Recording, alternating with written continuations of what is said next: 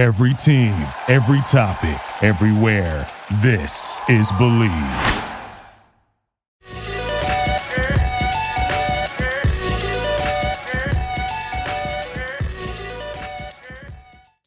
All right, party people, welcome back to Zero Dark Nerdy, the galaxy's favorite pop culture podcast, brought to you by betonline.ag for all your sports betting needs, the Believe Podcast Network, and most importantly, the greatest comic book franchise in North Carolina. Of course, I am talking about our good friends over at Sailfish Comics, with locations in Greensboro, Winston-Salem, and Concord for all your comic book, graphic novel, and action figure needs. Do not forget, we have free comic book day coming up Saturday, May 4th. That's right, May the 4th be with you. So be sure to check out all three locations, whichever one is closest to you, for Sailfish Comics for free comic book day coming up on May 4th. This is your boy Brian, a.k.a. El Nino, and today I am joined with Ryan Saba, Captain Cleveland, Browns, Cavs, Guardians, throwback, script eye, Indians hat on, CLE till I die. What's up, man? Not much, man. Glad to have you back, my brother. I know it's been a little bit. We are going to be covering two of our favorite shows of all time, because they're celebrating anniversaries. You know, normally Ryan and I, we do an anniversary episode, which is going to come. We'll do a full one here eventually throughout the year. But most importantly, these are two shows that mean the world to us, rewatchable, I mean, times a million. And honestly, in terms of pop culture, mean the world in as far as our opinion to this day. Still incredibly relevant, still incredibly rewatchable. Entourage celebrating its 20th anniversary this year, came out July 18th, 2004. Sopranos celebrating its 25th anniversary, coming out January 10th, 1999. How crazy is that to you, Ryan, that we're celebrating these milestones? You're old, man. That's all that means. You're old. I mean, I got white in my beard, for Christ's sake. I think that's the gist of it. No, man. I mean, dude, this is two foundational shows, right? I mean, two monumental shows to HBO, the HBO empire. Obviously, HBO's got a lot more, but these are kind of, two of the maybe handful of shows that really springboarded HBO to the media platform that it is today, especially with, episodic television. So, without The Sopranos, without Entourage, you maybe don't get Game of Thrones. You maybe don't get White Lotus, some of these other shows that are on HBO now. So, yeah, I mean, I think that if anything, just they were before all the great TV that we have now. And you know what? Let me say this too. They really changed the way people thought about television. 100%. Before that, it was sitcoms and, cop dramas and hospital dramas, and, to have a family show like The Sopranos family show, yep, but also, an organized crime show. And then with Entourage to have just kind of like a buddy comedy, shot in the way that it was shot. I mean, they were just shows that were ahead of their time. So, yeah, I mean, I think, yeah, there's my thoughts.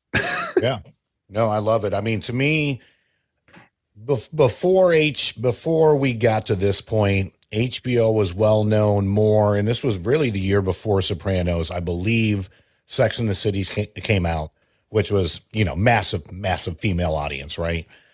Before that, we had Tales from the Crypt, Larry Sanders Show. You had Dream On, and then Arliss. Yeah, the sports agent. Just kind of keeping it real before we got to some other shows that we can get to in a little bit that were canceled due to how realistic they were. So they've always been pushing the envelope a little bit. And I feel like with Sopranos, we got more of the all around family feel that we never really got from anything besides for The Godfather. in Yep. terms of the family dynamic. And then you throw in a psychiatrist and then everything else going on. So I think between Sex and the City and Sopranos leading that charge in the late 90s, whereas Friends is a little bit dying down, Seinfeld's dying down. Now you have these primetime networks, which they don't have to be PG-13. They can be rated R, Yeah. and you still wait on a weekly basis.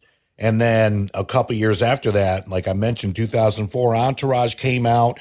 8 episodes the first season, not exactly jaw-dropping by any means, but it was still entertaining. Originally, HBO came out with the concept to do a reality show based on Mark Wahlberg's life. And he was like, no, I'm not going to have you following me around with cameras all day, every day. But I'm more than happy to, help execute a show that's loosely based on my life. And he's been an executive producer on that, him and Lev. And, really since then, they've been marching forward, of course, EP credits going towards Boardwalk Empire, Ballers, How to Make It in America, and so much and so forth. To me, this represents a great time in just my life, especially when we get to season 2 to 3 of Entourage, to where Sunday nights, this was it. This was Sunday fun day, like family dinners at, my place or whoever's place. We would kind of pick and choose. Big shout out to my boy Dave Alter out there. He would normally cook the Italian food. He's the chef of the group for sure. And then we would go right to watching Sopranos and then immediately after Entourage. So I will say, in terms of just Sunday night television, for as long as I can remember, that's not, Fox or NBC or CBS or anything like that. For primetime television, this was it. I mean, before Game of Thrones, before everything else, True Blood, all that. Yeah. You would get Sopranos for an hour, and then you would maybe get a Curb Your Enthusiasm for 30 minutes, or you'd get an Entourage for 30 minutes. It just kind of depended on, obviously, when the seasons were coming out or whatever. But, Sunday nights, HBO, year round, back in the, really just the aughts, right? The late 90s all the way through like the early teens, really prior to the big revolution of streaming television, man, HBO Sunday nights was the place to be. And I think they dabbled. I'm trying to think what shows it was. I think they tried to start doing like a Tuesday night show or maybe like a Thursday night show, and it just didn't hit the way those Sunday night shows did. But, look, HBO Sunday nights from 9 to 11 or whatever it was the place to be.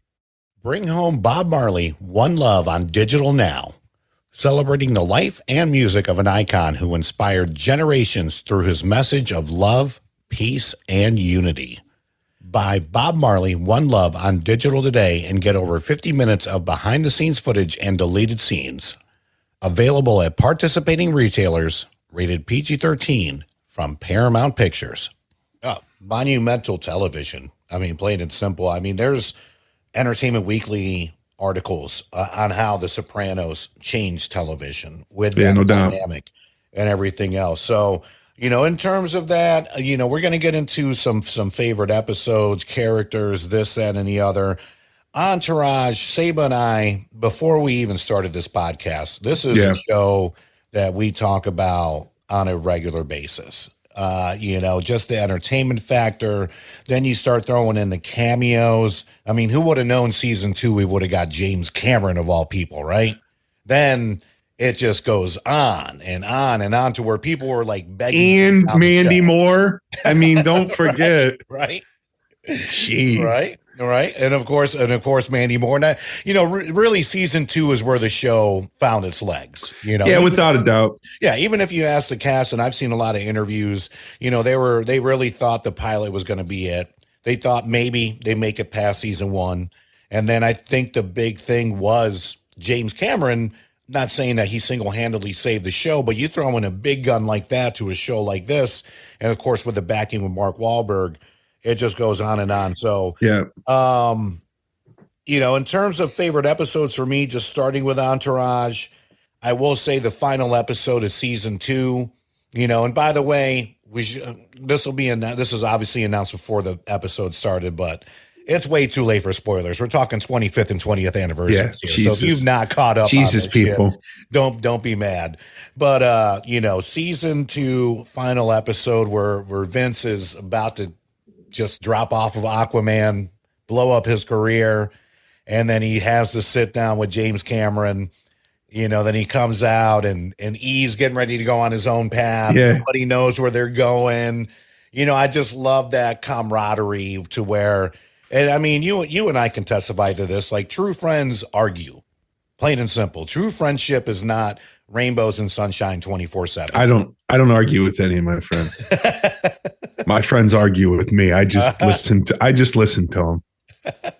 So that one for me, I was like, you know what? I'm really, really, really feeling this show. And then, of course, season 3, following up episode 1, Aquamom, where you see Mom come in. It was still great to see Ma come in for the premiere.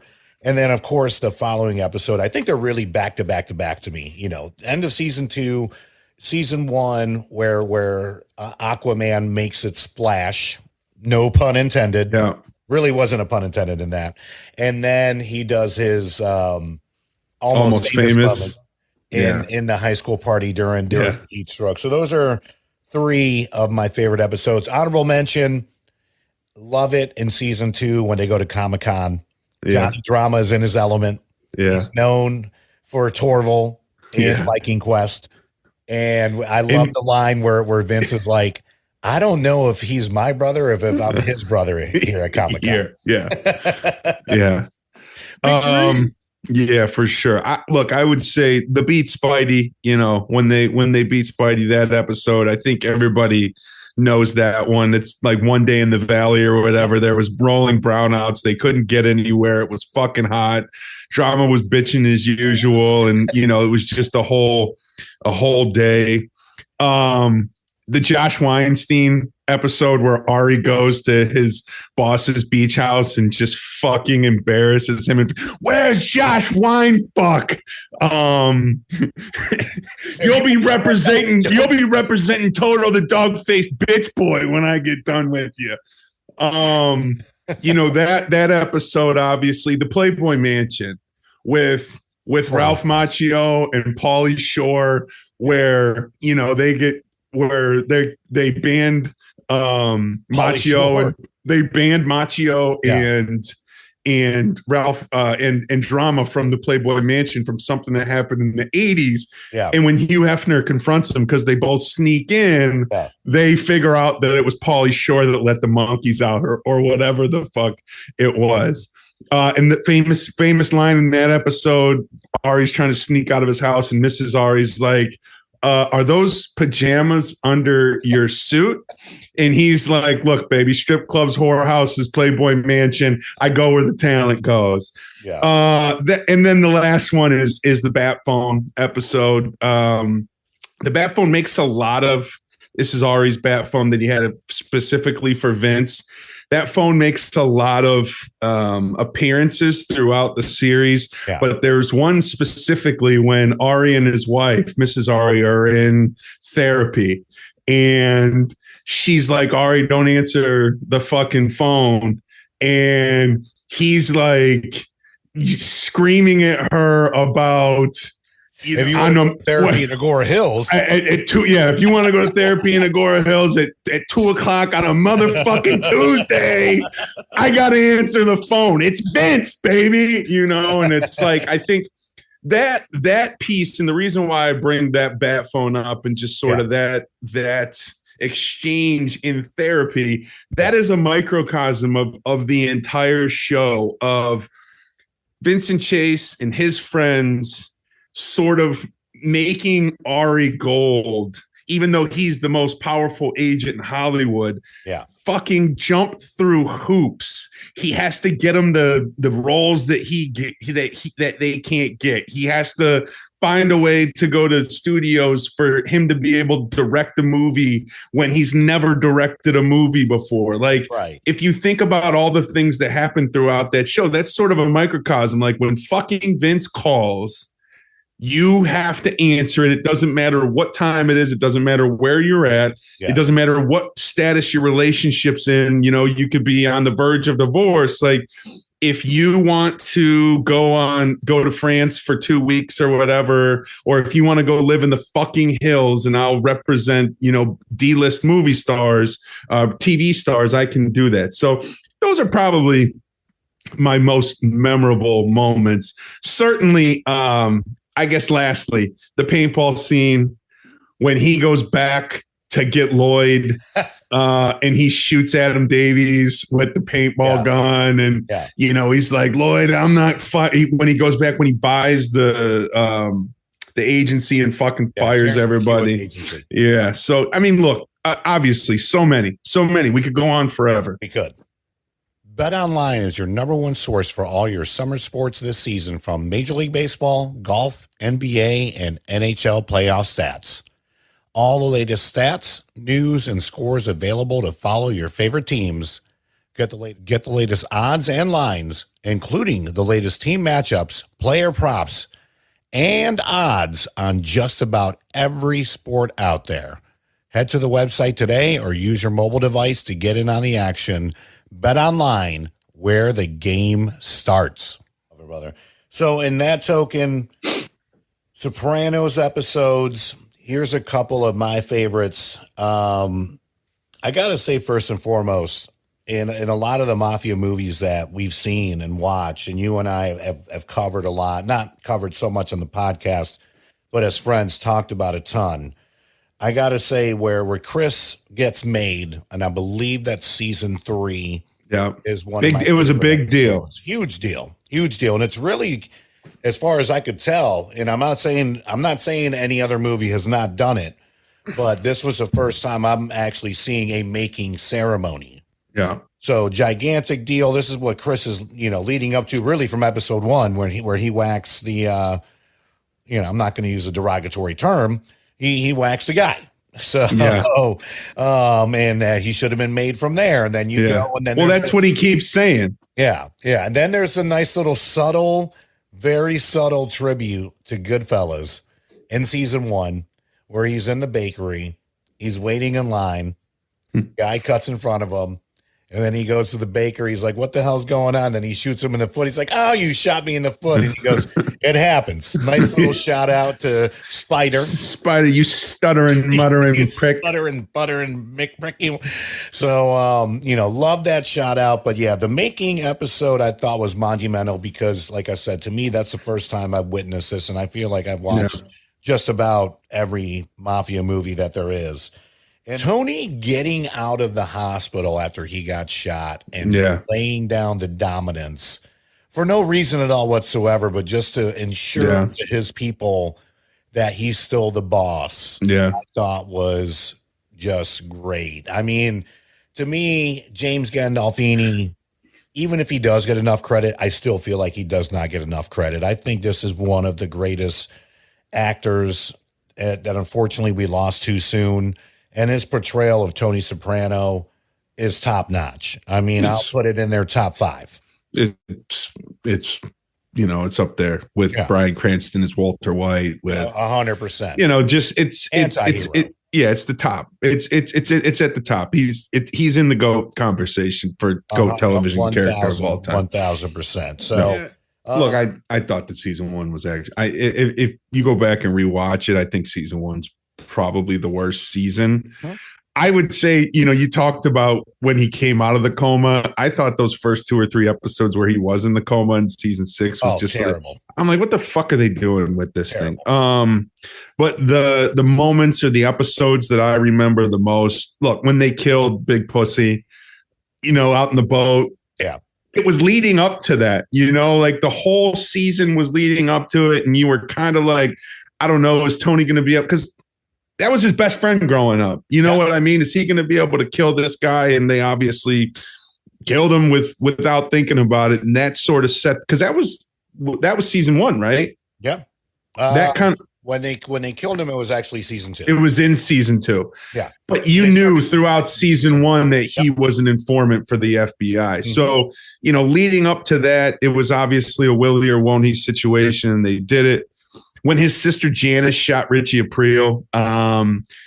That's the other thing. Jackie Aprile was Tony's other best friend who had died of cancer. Yeah. And his brother comes in and marries Tony's sister, and he's fucking smacking her around and trying to be a fucking gangster. And you're thinking the whole time that Tony's going to end up fucking whacking this dude out, but he fucking smacks her at the kitchen table and she just fucking shoots him over some fucking gravy and, some noodles and gravy. So that was one. And then look, probably the episode that this show is most known for is when Paulie Walnuts and Chrissy are chasing that fucking Russian in the woods. And we still don't know what happened. They shot him in the head, but we don't know what fucking happened. And they're trying to call Tony and there's no reception. And, that whole thing was just that is one of the most memorable, because they're just like fucking buffoons and they're freezing and it's cold and it's snowing. And this Russian was like, he was from like Siberia or whatever. And, he was built for it. So anyways, I would say probably moment wise, look, there's obviously a lot of moments, a lot of characters get killed. There's a lot of, but the pussy, the big pussy murder. Whew. Yeah, don't clip that. The pussy murder. No. When they killed Sal, that kind of set the tone for the rest of the show. So yeah, I'll say those are my most memorable moments. I'm gonna say maybe this is a hot take. I think one of the worst fucking characters, just bad people in that whole show is Jackie Aprile Jr. When that show was on, I think that Jackie Jr. was like a beloved character. And when he ends up getting killed for robbing that card game or whatever, like they do the whole funeral and everybody's fucking crying. Like the acting in that episode is like next level. You're like, holy shit. This is a real funeral. These people are really in mourning for this character.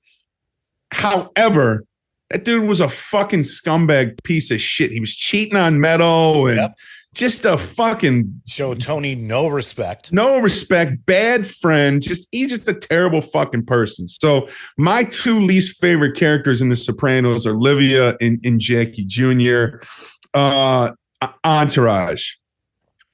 Andrew Klein, played by Gary Cole, who is Ari's old partner or whatever, college roommate. I don't fully remember the whole backstory, but he gets all addicted to fucking drugs and is all caught up in what was her name? The agent, the junior agent. Agent with the great ass. I can't remember her name. Know this every single day. Like he just, Ari kind of went to bat for him and he just kind of fucked him over. And look, is Ari Gold a great fucking person? No.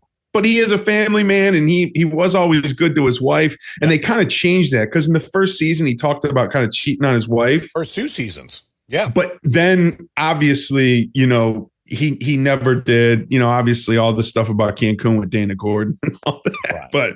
But he never did. Exactly. So I would say that Andrew Klein and then Adam Davies, he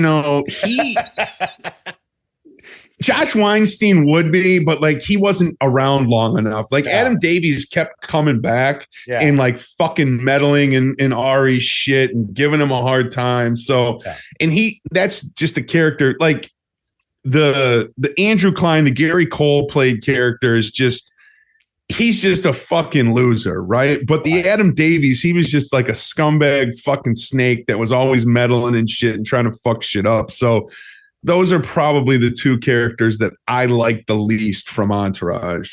Man, between that and your Sopranos picks, all the Aaron Horns, I'm glad I just went slightly different. I did the fist pump there because I definitely agree. I thought Jackie Jr. was just entitled, just piece of shit. Besides that, in terms of Entourage, I'm going to go, I always loved Little Emily. Little Emily from season 1, Ari's assistant. Don't fuck my assistant, Yeah, yeah. He fucked that all up. I always thought she was a cutie pie. She made a nice little cameo in How to She Be was James America. Cameron's assistant. James Cameron assistant, exactly. And really, my unsung hero for since she left has been Lloyd. Lloyd Lee has been a constant, has been a consigliere to Ari of all people, and honestly, the voice of reason. So anyone, and here's why. And he got drama fucking Johnny's Bananas. Exactly. Anyone that can manage and be the agent for Johnny Drama, but also be the assistant to Ari Gold, they deserve. Speaking of that, Adam Davies was Johnny's first fucking agent. And he's like, John, it's dry out there. John, it's dry out there. Yeah. Do you think that, and I'm not saying it's going to be PG-13, but if you go back and watch it, there's obviously a lot of a dialogue that will not fly in this current day and age. If they do go back and revisit this, do you think it's for one, possible? Because to me, there is no show without Ari. I could watch The Four Friends all day long, don't get me wrong, but I think Ari makes the show. I was actually surprised that they didn't try to do a spinoff after the show was canceled to do one on Ari and just kind of like him running stuff in Hollywood. And then, of course, you get more cameo appearances and things like that. But I would just love to kind of hear your thoughts in now a 2024 world, the world we're living in right now, people getting canceled left and right. How would this go down if we were to bring back an Entourage? Look, Kevin Conley and Kevin Dillon and Doug Allen they've got a podcast. Now, I don't know if they're still doing it, but they did it for quite a long time. And they kind of always talk about it. Yeah. Look, Piven was always the reason why that show almost fell off the rails. Every time they had to renegotiate contracts, Jeremy Piven was always the fucking problem. Now, he was the biggest star on the show, so he deserved to make the most money. And I think the other four guys were just like, look, we're content with all of us making the same amount of money, and Piven wanted more money. I think what holds that back from either doing a reboot, an extra season or a couple extra seasons, or even a sequel to the movie, isn't the state of cancellations and what you can say and what you can't, because look, you can still be edgy. I mean, sure, just the goalposts have moved a little bit, right? So, I think you can still be edgy. I think what holds it back is the fucking show started 20 years ago. It's been off. That movie came out like 10 years ago. Is there an audience for it anymore? Right. I mean, and there is so much reality TV and trash bullshit that's out there now that all that fucking shit that I don't watch. But dude, if they did another movie, I'd watch it. If they did another show, I'd watch it. I'd love for them to do it. If I had to choose whether we see more or we never see it again, my guess is they're probably going to go back to the well, because first of all, Adrian Grenier doesn't fucking age. I just saw him not too long ago on something, and he looks younger than he did during episode 1 of Entourage. So he doesn't age. Piven's got some of the best fucking plastic surgeons in Hollywood going. I mean, his fucking hairline, his cheekbones. Piven looks fucking great. Yeah. Kevin Conley always looked like a little boy. He doesn't need the one that and Jerry Ferrara looks fucking just the same. Fantastic. The only one that is fucking drama. Kevin Dillon. I saw him, and he's So look. My guess is we're probably going to see it at some point. Look, they move the goalpost. You can still be edgy. You don't have to be, overtly sexist or anything like that. I think it makes sense, and I think we'll probably see it. I mean, at some point, and look, maybe they just do. They try it with a whole different crew. You know what I mean? I mean, you could easily reboot that thing. They could do it with a female cast, you know what I mean? There's a number of different ways that they could go with that, and I think you'll see it. On Entourage, I mean, dude, Johnny Drama's just You say his name and people fucking laugh. Drama is by far the best fucking character on that show. I'm going to tell you one, my unsung guy that maybe a lot of people don't like and they think that he's kind of a scumbag is fucking Billy Walsh. Like, I love Billy Walsh when he gets the fucking tattoo of Escobar, the Medellin tattoo on his back. Like, when they first meet him to do Queens Boulevard. They go to this fucking they go to Chateau. the hotel room, and like it's the middle of the day. Everybody's all fucking strung out. Like, he's laying over in the corner in his fucking underwear. And like the scene where he's like, all right, Vince, I did a little rewrite. I'm going to play the guy and you're going to have to blow me. And, and Vince is like, what the fuck is going on? But like, dude, just the Billy Walsh character, just the eccentric. Hollywood guy, super passionate about his work, did all the cuts of Medellin and wouldn't let anybody fucking see it because it was his it's gonna be my mean streets. You know what I mean? Like just super well versed and educated in the different directing styles and the directors. Like, the Billy Walsh character was super complex. The guy that plays him is an awesome actor, and he's been in other things, but yeah, those are my two favorite characters. Drama by far, and the Billy Walsh character is just I thought he was phenomenal. Yeah. Excellent choices there. As always, I mean, drama keeps the show going. You just never know what drama is gonna drama. And in the immortal words of Ari Gold, drama, what is your drama this time? And then with Billy Walsh, I mean, when he loses his shit to where he's even somewhat composed towards the end. And that's the one thing I really like about the final season, as much as a shit show that it is Billy Walsh kind of coming back around. Yeah, he was like the leveling factor. Yeah. Right. And he needed E for help, not Vince so much.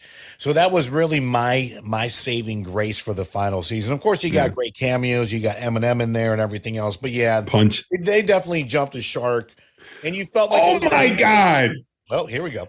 I forgot about maybe the best fucking episode ever. The one where they fucking get in a fight with Seth Green. But hold on.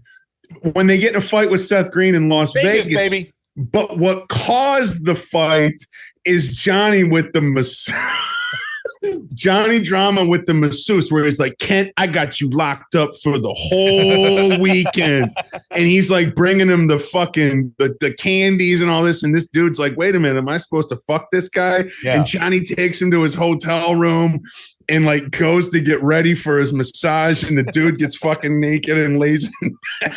And Johnny comes out of the bathroom and he's like, Kent, the fuck are you doing? And then they go and they get in the fucking fight with Seth Green. Dude, that Vegas episode is one of the best. I can't believe I forgot that. I don't know what just spurned that in my brain. The Vegas episode is so good because you got Seth Green messing with E the entire episode. Hey, tell Sloan I said what's up. Yep. And then you have his like douchebag patrol. Hey, it's Vinny Chase and the Chasers. It's the We Don't Do Jaeger crew. Yeah. Like the whole and then Ari goes, hi, Seth. He goes, yeah, you'd be surprised. Malibu. Yes, sir. Love it. So good. So good. All right, party goers, thank you so much for listening. Be sure to like, subscribe, follow Zero Dark Nerdy across all your favorite social media platforms, and most importantly, your podcast platforms. Give us a like, give us a comment, follow the whole entire 9 yards. Give us a rating. We will love you so much more for doing that. But most importantly, big shout outs to our incredible sponsors out there. BetOnline.ag, the Believe Podcast Network, Zibster with our incredibly amazing website. If you're looking for a website that's easy to navigate and easy to update, be sure to reach out to Jeremy and his team over at Zibster. And most importantly, our main sponsor, that is, of course, Sailfish Comics, with 3 locations in North Carolina, 1 in Winston-Salem, 1 in Greensboro, and, of course, 1 in Concord. As always, thank you so much for listening. We truly, truly, truly appreciate the support, and we cannot wait to see you next time. Peace.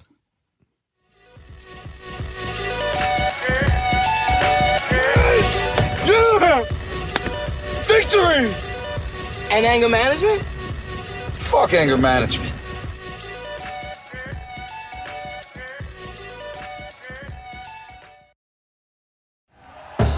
Thank you for listening to Believe. You can show support to your host by subscribing to the show and giving us a 5-star rating on your preferred platform. Check us out at Believe.com and search for BLEAV on YouTube. Hey, it's Michelle Beadle. That's right, the Michelle Beadle. You're welcome.